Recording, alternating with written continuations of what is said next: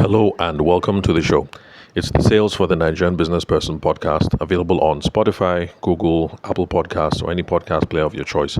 So remember to subscribe for free once you're done listening to the episode and give me a 5-star review. Because what I'm giving you is more value than what you have paid for so far, which is nothing, because the podcast is absolutely free. Before we continue, today is one of those distraction episodes because the neighbors are out and about. Well, actually, the thing is, my neighbor owns a commercial kitchen, so his staff, you know how it is. So cooks, cleaners, everybody outside, all gisting, gossiping, those sorts of things. So if you hear the audio bleeding in, then that's what it's all about. Just enjoy their good-natured fun and use that as the impetus to have a fun day, because there are people out there who seem to be having a good day, regardless of whatever it is that is going on in the country or going on with their businesses. So, today on the show is an audience question from Taisha Kanyinji. If you've been listening for the last 4 or 5 episodes, yes, the name sounds familiar because we already did an audience question from a question that she asked the last time. Now, the problem was this.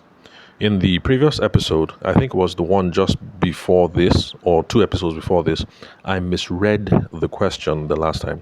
So actually, her question was not, what if you have marketing skills but you are bad at marketing?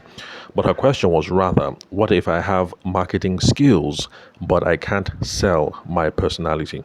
So let me repeat. The question actually is, what if I have marketing skills but I can't sell my personality? Now, even though I got the question wrong, the advice of the previous episode is still valid, and so you can learn from that, even though I got the question wrong. So if you're someone who has marketing skills, you think you have marketing skills, but you think you lack selling skills, then the last episode is for you. But then, now to the correct question.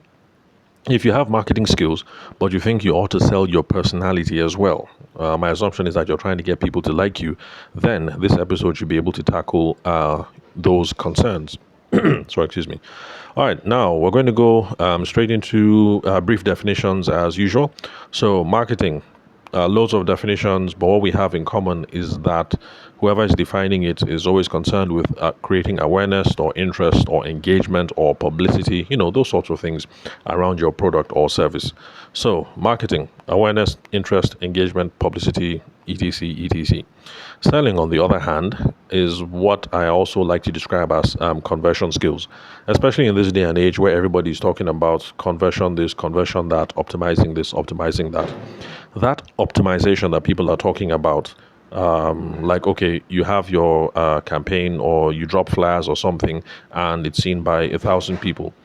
How to go from 1,000 impressions, 1,000 engagements to paying clients. So whatever optimization you're going to call it, whatever conversion it is that you're going to call it, that actually is the ambit of selling, and that is what selling is. It is getting people to take action once they start interacting with your product or with your service. So if people come into the store, the goal is you want them to try something or you want them to buy something. When people slide into your Instagram or your LinkedIn direct messages, the thing is you're actually hoping that they're going to book a meeting to discuss proposals about how you can do business with them, how you can serve them, or you want them to come over to your office to look at samples, things of that nature. So, sales skills are those skills, sales or selling skills are those skills that get people to take those activities, those actions that we want, that lead to them becoming paying customers, paying a deposit, transferring the deposit, so that we can go on and live that good life. Now, personality. What does personality mean? Of course, there are tons and tons of definitions out there, but this is the definition that I, quite frankly, prefer. Okay, well, let me put it this way. The class of definitions that I prefer are those that refer to personality as learned responses that people have in different situations. So, whether somebody is bubbly or exuberant or optimistic or shy or aggressive or passive or Enneagram 5 or Enneagram 6 or whatever, those are just labels that we are attaching to a situation that shows how people react in the face of different stimuli or in the face of different situations. So you might say I am introverted, that's me, the host of the show, because if I'm put in certain kinds of situations, you expect me to behave a certain way, and the learned responses that I have and the history of how I've been reacting in those situations have been in a certain way. So that's where you say that I am introverted. Now, if you want to say my wife is extroverted, it is because in the past, in certain kinds of situations that you place her in and you expose her to certain stimuli, you will see that she tends to act in a certain way. So she has different learned responses around different situations, different stimuli, things like that. And so that is what people term as personality. The reason why I prefer this definition, because it leaves room for the fact that personality is not cast in stone. Some people think I am an Enneagram 5 and I will always be an Enneagram 5. I am phlegmatic. I will always be phlegmatic. I'm choleric. I will always be choleric. That is not how it works. Personality, learned responses. There are people who are born bubbly and exuberant, like a friend of mine whose father served in the military. Before the Civil War broke out in Nigeria, everybody in the whole family agreed that this guy was a correct guy. He was the life of the party, and everybody loved him. But then the Civil War happened, and then he fought in the Civil War. And unfortunately, in war, bad things happen. He came back from the war. He was not the same. He was a stoic individual, more disciplined, in quotes, more uptight, more whatever. So, what is it that happened? Did his personality, in quotes, change? That's for those of you who believe that personality is fixed. Did his personality change? No. What actually happened is that, like I said, categories of learned responses. Before the Civil War, everything is good. Life is well. He thinks all is well with Nigeria. All is fine. War breaks out. He's a young man. He goes to war. He sees some stuff. He does some stuff. And how he learns to cope with those sorts of things is what leads to the apparent change in personality that everybody else perceives around him. So before the Civil War, correct guy. After the Civil War, stoic, disciplinarian. You get the whole point. So, and then that's why I prefer those sorts of definitions around personality. Now, straight to the crux of the question, since we are 7 minutes in. Is personality important in the sales process? The answer is yes. Personality, personality that is mismatched, depending on the context, can make it much more difficult to close the sale. For instance, there was a time when we walked into a store and I thought this sales girl was just giving us attitude. That's me and my wife. Now, my wife wanted us to stay there and get what we needed to get, but I insisted, look, we are leaving this store right now. And then we walked out because, as far as I was concerned, this girl was giving us unnecessary sass, and so we just left. Now, the thing was, we had need for the clothes for our children, but I was not going to have it. I was like, look, we're leaving this place. We're going to go and buy this from some other place, regardless of the price. So you can see here how personality-induced issues, personal stuff, whatever it is you want to call it, have made it difficult to close the sale. So someone else who had a different personality or who handled the situation differently might have ended up getting the business from my wife and I. Now, there are also situations where there are patients who choose not to come back to a medical doctor because the doctor seems cold, because the doctor seems unsympathetic, even though everybody in town says that this doctor, this man, this woman is the best in the field. There are situations where people are like, yeah, I know this guy is the best in the field, but I'm not going back to him. I'm not going back to her. They would rather go to someone who is number two in the field, but is a much more empathetic person and who seems to listen more. So there are those situations where it happens. So yes, depending on the context, personality mismatch, all these sorts of things, yeah, it makes it difficult to close the sale. Oh, okay, yeah, another famous example, something that I heard on the grapevine. So I'm not going to name any names. Okay, well, anyway, this is more of an example to show how sometimes personality is irrelevant. So, for the building of the Lagos International Airport, sorry, I think it was Abuja. No, oh yeah, it was Lagos. The Lagos MM2, the Lagos wing. So, for Nigerians listening who know the backstory, you know what I'm hinting at. So, okay, let me not divulge too much. Anyway, so for the building of some sections of the Abuja International Airport and for the Lagos International Airport, there's a certain, it was done with, what's it called? Private public concessions. I think that's what it's called, PP something. PPP or whatever. So private public concession. So that's where the government is supposed to do this thing, but they're going to award it to private contractors who bid for it and then things like that. Now, the local contractor who won this whole thing won despite his alleged temperament. Folks say he can be a bit. Anyway, let me not say what it is. So, folks say he can be a bit off. Let me just put it that way. But in this situation, the job was to build a worthy edifice that works with the right budget.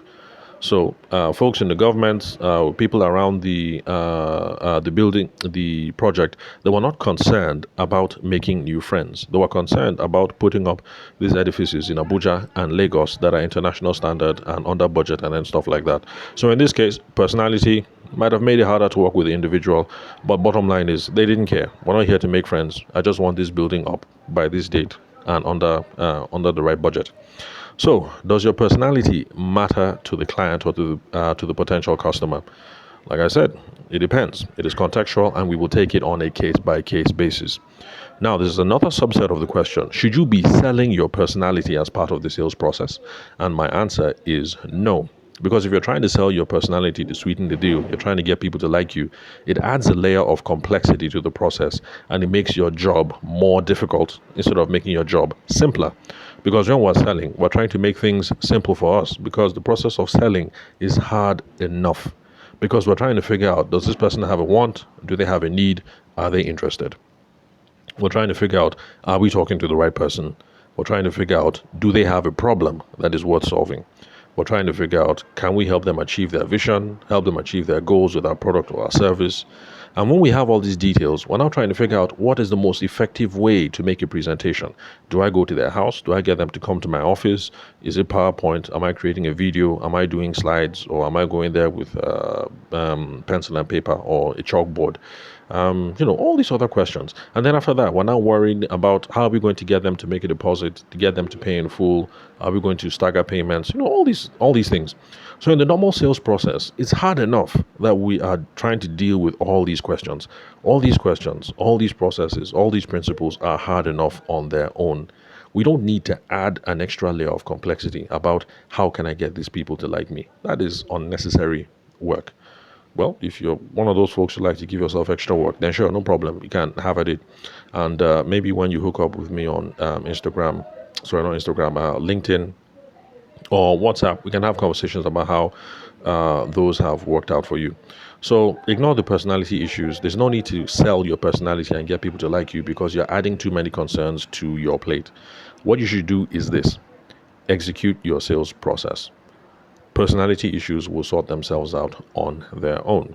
Let me repeat: execute your sales process. This assumes that you've been selling for a while, you have enough knowledge, you know enough of the theory to come up with a sales process in the first place. So if you just execute on your sales process, personality issues, they just fall in place. Now, should you pay attention to personality issues? The answer is a big and capital yes. Pay attention to personality issues, because if a person is difficult to talk to now that you haven't collected the money, imagine what is going to happen after the person makes payment. It is only going to get worse. So if somebody is an absolute idiot now in the beginning that you're trying to get this deal going, rest assured, the moment the person pays you that money, it's not going to get better. Let me just put it that way. Okay, well, it might get better, but that depends on whether God is going to touch that person's heart. So if it looks like you guys have a personality clash in the beginning, it might be a sign that this is time to leave this account alone, leave this individual alone, or hand over to a colleague or a business partner whose personality is more in line or more aligned, who is more aligned in personality or personal issues. So, for instance, Taisha, I'm aware that you're not Nigerian. Let's say in your home country, you're speaking to someone, you're trying to get business from them, but it looks like this individual, this guy or this girl, only prefers to work with Nigerians. Yes, these sorts of situations happen. You meet somebody, you're having a chat. Sorry, forgive me. Like I mentioned that I sell insurance products as well, one of my many hustles. So there was somebody in my team who complained that she was with someone, and as far as this guy was concerned, look, I'm not going to talk to you, you're Igbo. I'm only going to talk to a Yoruba person. It's unfortunate, but these things happen. So Taisha, let's say that happens. You're speaking to someone, the person is like, look, I only want to speak to someone from my home country. I only do business with Nigerians. Now, your options are this. Number one, you can engage and ask some questions because you're trying to figure out if it is a trust issue or credibility issues. It's possible that people from your part of the country might have done business with this guy in the past, and he was hurt really badly. And of course, you're a Nigerian in a different country, and you just feel like you're being singled out. Those sorts of things, and then you just lock up and you say, you know what? I'm only living with Nigerians. I'm only doing business with Nigerians. I'm not trusting anybody else. So these sorts of things happen. So you can engage and ask questions around his past trading history, and you might try and delve and figure out what the problem is and make a case that, you know what, it's a pity this person took advantage of you, but not all not all Kenyans are like that, or not all South Africans are like that. This is how I am. I'll take care of you this way. These are the safeguards, blah, blah, blah. Now, that is a very, very, very good approach, and you might win the sale. But you see what I'm trying to express here? You have given yourself more work to do. Also, you have made more room for friction in the future, because if things go bad, if any mistakes happen, it's going to reinforce the bias that the fellow had in the beginning. And then this guy or girl, can turn around and blame you and say, see, I said it. I don't like working with you Kenyans. This is what you people do. I decided to trust you, and now this has happened, and then blah, blah, blah. And then you're dealing with all kinds of issues. So, another option is you can call your business partner, who happens to be a Nigerian, and tell him, that, hey, guy, girl, I was speaking to Mr. So and so or Madam So and so. This is what happened. I beg, just come and handle this thing. I don't want any quarrels. Handle this thing. The most important thing is that the money comes to us. So handle this thing. Let's get this deal closed, and let's make some money. If you don't have a business partner who's Nigerian, you can call a Nigerian colleague, someone in a similar space, and tell them, look, this is what's happening. Take over the deal. This is what I've done so far. But by the time you're done, I'm expecting you to give me 10% or 15%. Give me something to make it worth my while. That is also valid as well. Some people think that's unethical, but we can discuss that in another podcast episode. Taking commissions is not unethical. We'll discuss that in a future episode. I'll make a note so that we can discuss that. Let's see. Now, if you do that, you're now going to be able to avoid all the personality issues, and then plus, you're going to be able to take the time that you have saved in dodging all these issues to start looking for clients where there is already alignment on personal and business related issues. The overall message is this: sales is not about creating alignment between people, between products, between services. In sales, we're not creating anything. It's about discovering the alignment that already exists and making the best presentation or making the best sales pitch or business case around that. Discover, is there alignment? If there's an alignment, key in on that. You creating alignment, yeah, there's some guys that can do that, but don't give yourself unnecessary work. Don't create any alignment. Discover the alignment that exists and then tap into that.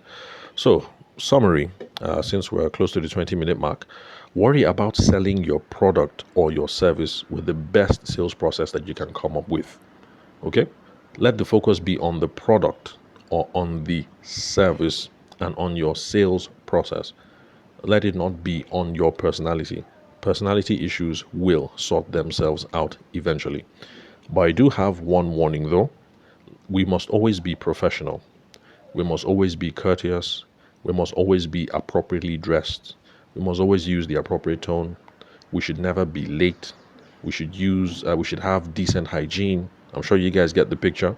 And then all this personal stuff that we talk about over here on the podcast.